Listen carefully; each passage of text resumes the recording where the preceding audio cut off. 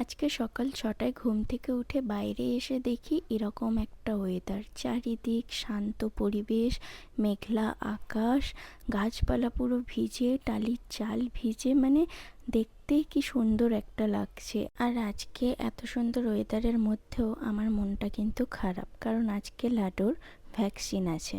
এদিকে সকাল সকাল মা লাডোর কাঁথাগুলো ধুয়ে নিচ্ছে, আর এদিকে আমি লাডোর যত বোতল আছে সব আমি একটু গরম জলে ফুটিয়ে নেব, কারণ আজকে হচ্ছে তাড়াতাড়ি করছি। ওরা 12টার দিকে টাইম দিয়েছে, সেই সময় লাডোকে নিয়ে যেতে হবে ভ্যাকসিনের জন্য। আর আমি ভীষণভাবে ভয় পাচ্ছি যে কি হবে, ওর কতটা লাগবে। আর সব কিছুর মধ্যে বাবার কাছে এসে দেখি বাবা করছে চুলেতে কালি। বাবাকে বলতে একটু ইয়ার্কি করতে বাবা তো আবার অ্যাডই দিয়ে দিচ্ছিলো। আমি বললাম থামো থামো, অ্যাড দিয়ে কাজ নেই, তুমি তোমার কাজ করো।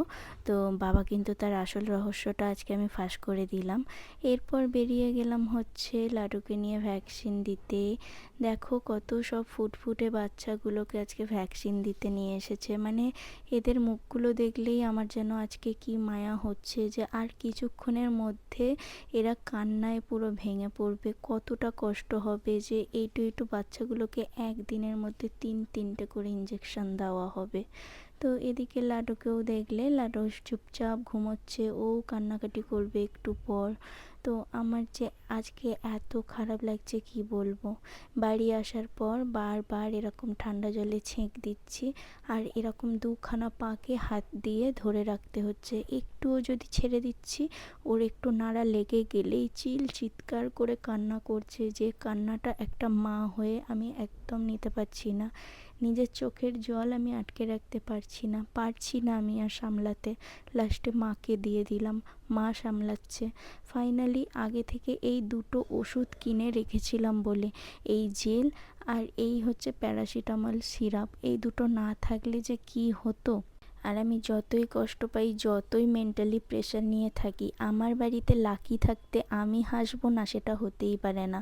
লাকি আমার সাথে খেলা শুরু করে দিল।